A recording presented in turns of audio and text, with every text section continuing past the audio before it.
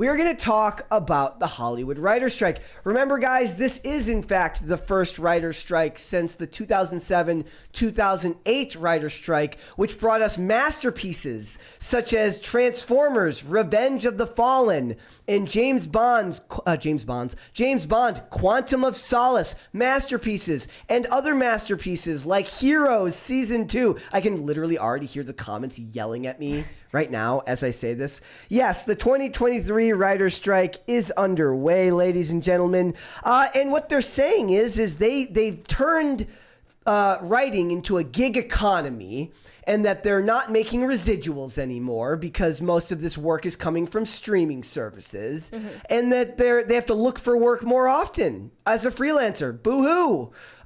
Because, you know, when you work for a network television show that's 22 episodes a year, you're working 10 months out of the year. Whereas when you're making 13 episodes for a show like this, you're not working nearly that much. Not even 13. No. Usually we're talking 6 to 8 at this point. It's getting ridiculous. Yes. People are going to start putting out a show that is like 3 episodes per season. Yep. The output is less, like quantity and quality. The quality is less. So... They've also created a day rate, pay rate for for variety comedy shows. They're also demanding proposals of mandatory staffing and duration of employment, which is unrealistic in a time when the show could get canceled at any time. And they do all the time. All the time. So how can you get mandatory staffing? How can you get guaranteed employment? They want pay increases, structural model change, and they do point out that the median writer-producer pay has decreased by like 4 to 23% since 2015 or something like that. Look, the problem is they keep pointing out that entertainment executive salaries have ballooned and skyrocketed, but that's because the entertainment executives have, however successful you think they've been, successfully navigated this shift away from terrestrial television and into streaming. So their salaries reflect that. A lot of things have changed since 2007 and 2008. Yes. Mostly for the worse. But it is on a vastly different it is a vastly different Hollywood landscape than it was back then. Well, it's not just Hollywood though. Yeah. Like on the bright side, a lot of things outside of Hollywood have changed so that we have so much independent content available to us on all platforms. YouTube especially. YouTube Twitch. Was not YouTube in 2007. No. I mean, that was just the very trickling beginning of what it was going to be. So now that's blown up. There's also like paid content, paywall content that YouTubers offer too. And then there are other streamers like Rumble too that are competing with YouTube as well.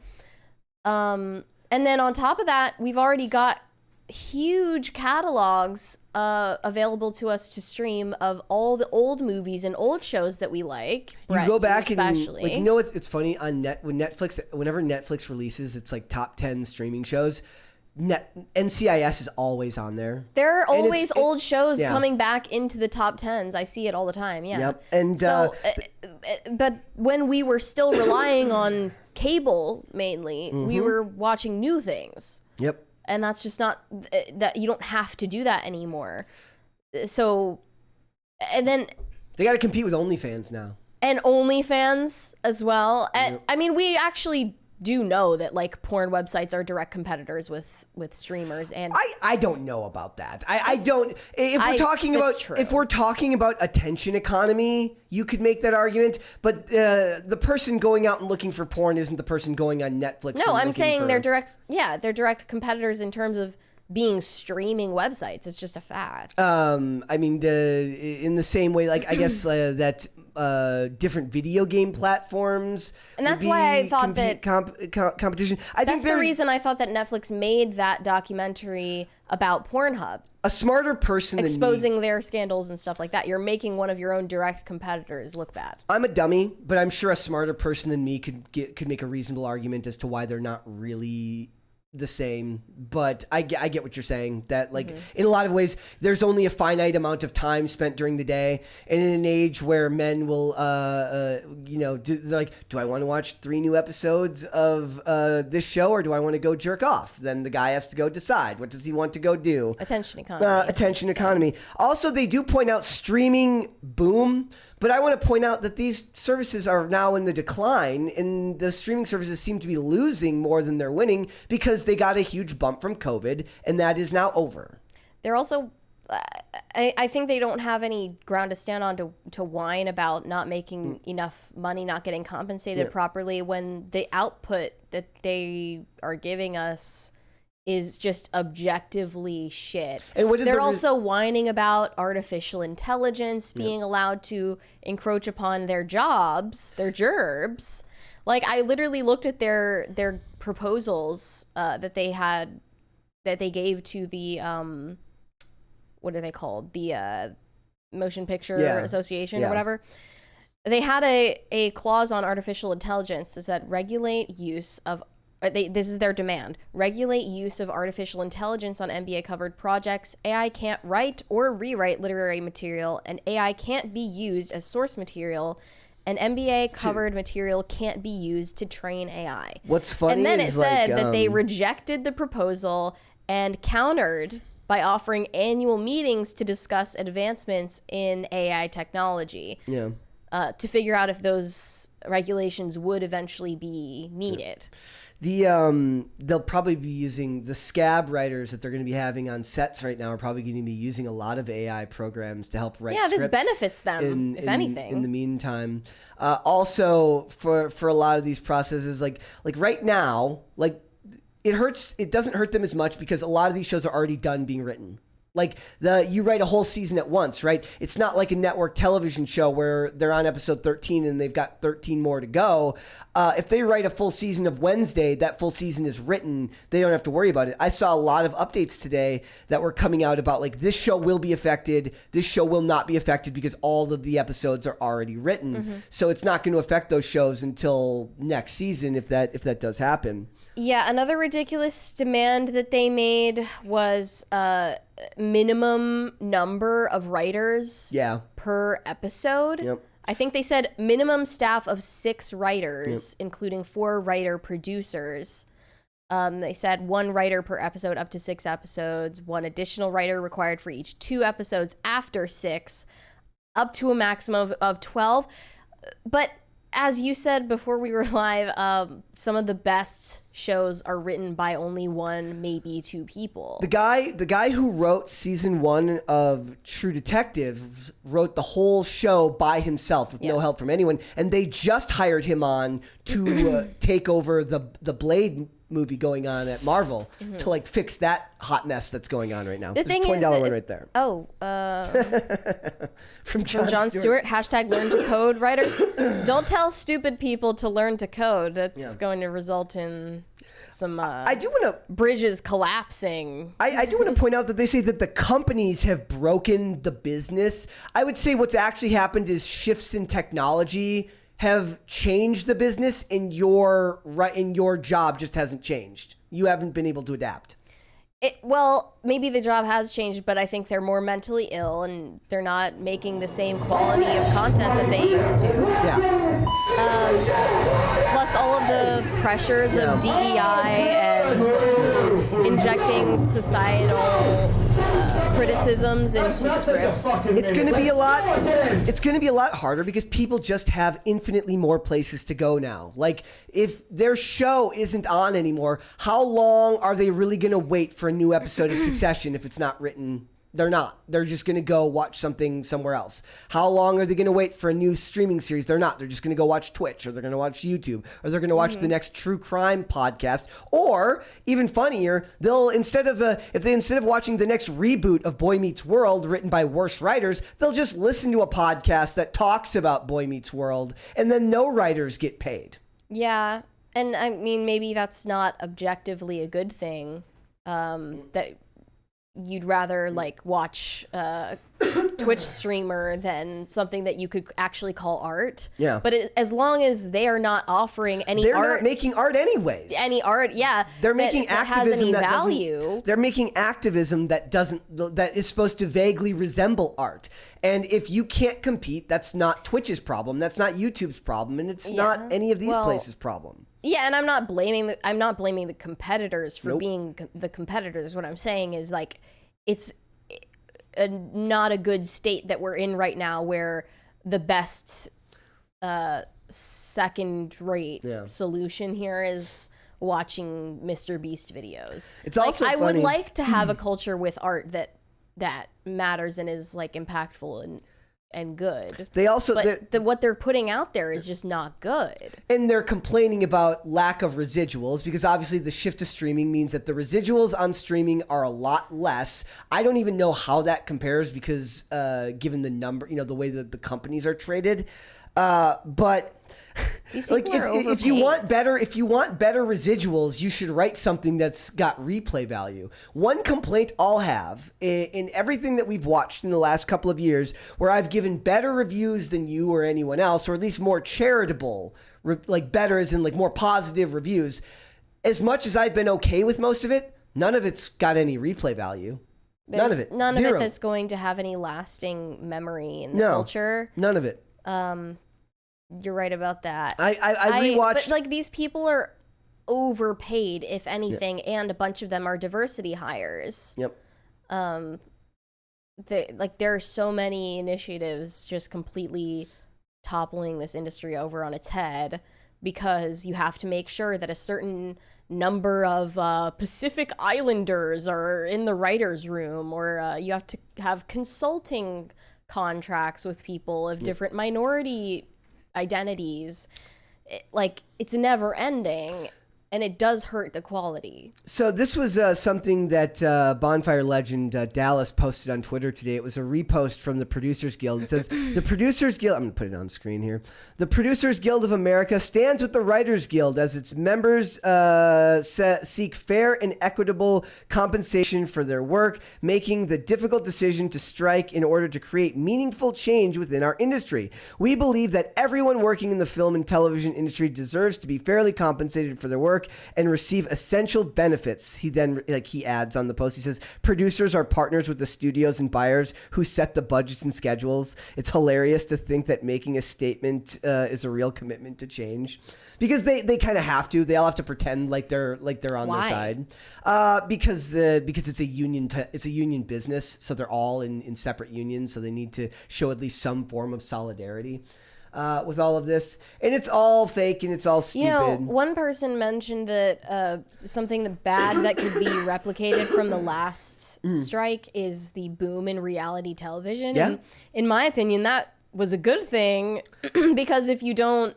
have good shows for people to watch that are artful, then of course something is going to take its place in that vacuum of power, basically. And reality TV is a very powerful medium. They'll just bring Mr. Beast to YouTube, or they'll just bring Mr. Beast to streaming. They'll just start instead of reality. Well, it's like, TV does Mr. Beast even want to take that deal? No. I think that he has more money to be made on his own But I'm platform. saying, what they'll do is they'll find mid-level streamers or something, and then they'll find a way. I don't know what the It's solution not would be. stylized the same way that reality TV is. No. Though. But they will find ways to incorporate. And reality TV takes writing too, but less of it. But I just think that a return to some really good salacious reality TV shows would be a great thing for entertainment right now. Infernal Machine is right. I forgot. We brought this up before. I remember there was that absolutely bonkers article where they blamed Donald Trump's presidency on the 2007 writer's strike because it meant that there was What? more of The Apprentice. And then they said that because of the writer's strike in 2007, 2008, The Apprentice got renewed, and it started the cult of personality around Donald Trump. The cult of personality around Trump. You've Trump done already it. had it before The Apprentice. Yes. So That's a bizarre take. I'm really happy that this is going to take some late night shows, though. Yeah, if The Daily Show wasn't doomed already from having the guest hosts like Lizzo on it, I think it's time. if they want residuals on stuff, they should try making stuff that people actually want to watch. Well, I mean, the medium doesn't give you residuals. The streaming medium doesn't. No, they do. They're just less so. Yeah, it's just it's less so. But I'm saying, like, hey, then you better make something twice as good so people will stream it more times. We're just asking you to level up, writer. Be better, as they say in their ilk. This other report said that these late night shows drew about $700 million in advertising in 2018. And then by 2022, the total was about $400 million for advertisers, drop in 41%.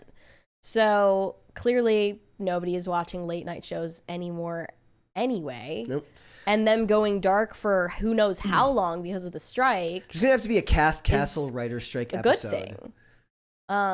A Cast Castle writer strike episode. Yeah, we could do that. Wesley just picks up his pen and just throws it down. Well, Wesley's doing more than just the writing. Yeah. He's doing all of this. He can strike on multiple fronts. He can strike as a cameraman, he can strike as a writer, he can strike as an actor, he can strike in multiple forms. Be fantastic. He can just hunger strike at this point. It shocks me that people think that they're going to be on their side when the number one complaint everyone's had for movies and television for the last 10 years has been writing.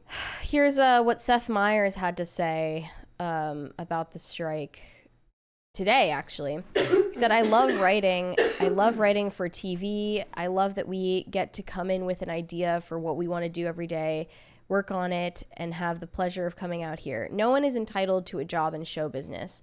But for those people who have a job, they are entitled to fair compensation. They're entitled to make a living. I think it's very reasonable demand that's being set out by the Guild, and I support those demands. This is like when Bernie Sanders said that he would pay people $15 an hour and then just drop their hours per week. Or maybe they could get a UBI. Yeah, from like it's like they don't understand basic economics and that there's no return on the investment for any of this crap. When you push out this much garbage that nobody wants to watch, what do you expect? I don't know what they expect. All of the good writers are going to be fine. I think that they have like a huge complex about the meaning that their careers give to their lives. For most people don't have careers. They have jobs. And their job is just one component of their life that makes everything else that actually means something to them possible. Yeah. It's like having a community, having relationships with their family and friends, or participation in religious institutions and volunteering and having a pet. I don't know, like all sorts of different aspects of your life. Most people don't derive their entire self-worth and identity off of their career, but people in Hollywood do, both on and off the screen. I mean, I think that's more common than you'd think in America, like for people to put their focus on their careers. Like they see I would say most people don't derive their whole identity or self-worth, or even the majority of it from what they do. Well, people working jobs, no. But people with careers, I mean, lot of people... But most people have jobs. Yeah.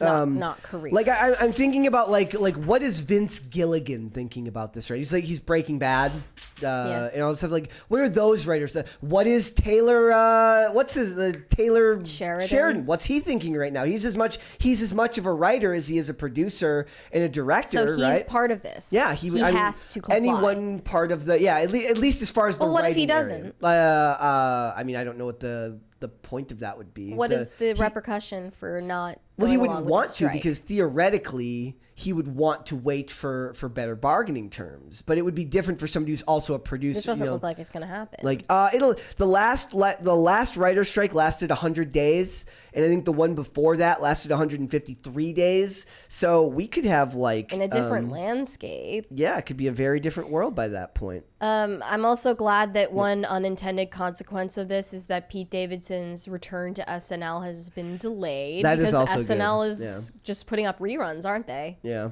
And we can't have any more Molly Kearney talking about trans kids. So that's a relief. I'm gonna read a comment here. This is good. It says, not a newbie, dude. Says, I agree with the writers on guaranteeing a certain amount of episodes. Some shows like Designated Survivor sucked because individual episodes would be good, but they kept changing the writers up. That there is an argument to be made here. Like if you look at a lot of these shows, they cycle writers in and out in a way that they used to do with directors. So the best shows should have small writers' rooms that are working consistently throughout the series, right? You shouldn't be bringing in random writers throughout the show who aren't going to understand the tone of the show and are going to have a hard time matching with what's been done before. If for no other reason that they might not be caught up on all of the lore and backstory. Like one of the worst things is when something's written by a writer who hasn't written previously for the show and you notice like character backstory arcs that don't match up to the character because you've been following the show closely and whoever's writing it just clearly hasn't. So there's an argument to be made there. But also you have to be fair. These writers, these people in Hollywood have lost the right to have goodwill from us to be on their side with all of the crap they've pulled in the last decade. One aspect of this that is sort of a hidden from view is that this really puts a disadvantage on the crew. Yeah. That work on shows and movies. Yep. Like the crew has nothing to do with this. The people who literally build sets, who do sound, lighting, etc., costuming, all of these people are now out of a job if new productions aren't in the works. Yep. And those, I think there's other aspects. And it's all because the writers are entitled. Yep. Jonathan W. says, this is really good. He says, the highly successful ones will still be getting offers and work. Yeah. The best, and it's kind of like natural selection, right? Well, it's the good. best writers will still get work and will still find ways to make money. But it's won't kind they of the get same argument. kicked out of the union for doing so? I mean, a lot of these scripts have probably already been sold off, so they're waiting on it. It depends on how long it is. They've got enough money saved up that they don't need to work the whole 100 days. Now, the journeyman writer who's interning at 911 on NBC, he can't afford to not work for 100 days, right? So, sure.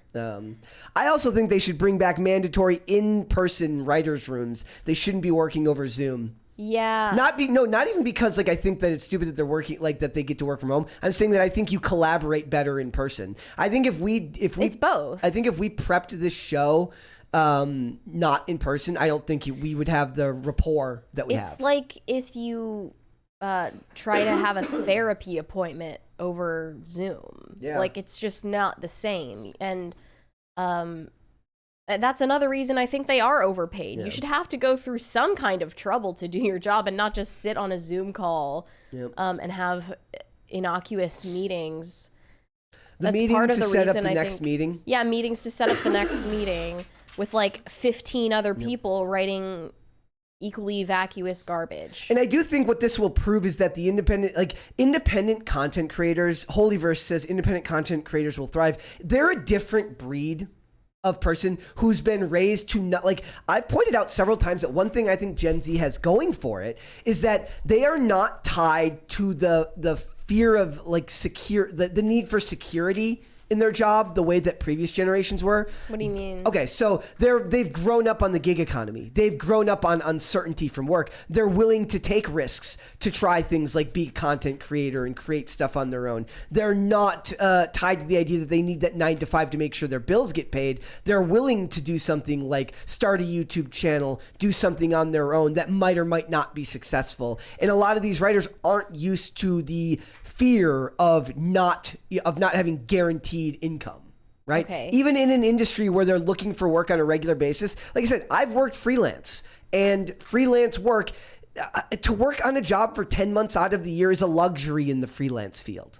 In a freelance job, you're going from job to job to job. That's just the way it is. If anything, the growth in projects shouldn't be looked at necessarily as a downside, it's saying, look at all of these new opportunities that you have all the time to write for new projects that can test your ability as a writer. And if you're truly gifted, or if you're getting better as you go, you should be constantly you'll have to constantly prove yourself, and eventually your work will speak for itself. It's not an easy thing to do, but I think content creators really understand that there is no certainty anymore in these fields. Thanks for watching. Listen to full episodes of Pop Culture Crisis on Spotify. Keep up with us on social media and make sure you subscribe and ring that bell so you never miss the show. Bye, guys.